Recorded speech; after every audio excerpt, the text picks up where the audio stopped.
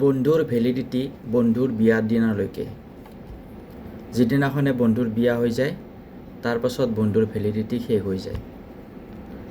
মানুহে জন্ম পোৱাৰ পিছত মাক দেউতাকৰ পিছত যিটো ভাল সম্পৰ্ক যাৰ লগত গঢ়ি উঠে সেইজনে হৈছে বন্ধু।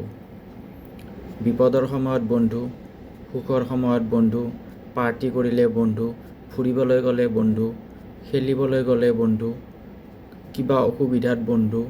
সকলো সময়তে মাক দেউতাকৰ পিছত আটাইতকৈ ওচৰত থকা ব্যক্তিজনে হৈছে বন্ধু। এজন ভাল বন্ধু এখন আইনাৰ দৰে।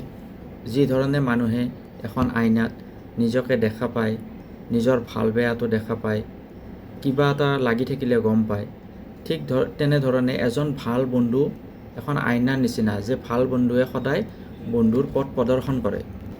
কিন্তু বৰ পৰিতাপৰ বিষয় যে যেতিয়া সেই বন্ধুই বিয়া কৰায়, বিয়াৰ দিনাৰ পৰা লাহে লাহে সেই বন্ধুৰ পৰা আঁতৰি আহে। যিজনী ছোৱালীক বিয়া কৰাৰ ক্ষেত্ৰত সেই বন্ধুৱে সহায় কৰিছিল, চিঠি আদান প্ৰদানত সহায় কৰিছিল, যোগাযোগত সহায় কৰিছিল, বিয়াৰ মানুহ মাতাত সহায় কৰিছিল, বিয়াৰ কামবোৰত সহায় কৰিছিল, বিয়াৰ দিনা দিন ৰাতি এক কৰি লাগিছিল, এটা সময় আহে যে সেই বন্ধুক বিয়াৰ পিছত নিজৰ পত্নীক পোৱাৰ পিছত চিনি নোপোৱা হৈ যায়। ইয়াতকৈ আৰু দুখৰ আৰু বেদনাদায়ক কথা একো হ'ব নোৱাৰে। এজন ভাল বন্ধু পোৱাটো ভাগ্যৰ কথা। সেই বন্ধুত্ব বজাই ৰখাটো কষ্টৰ কথা।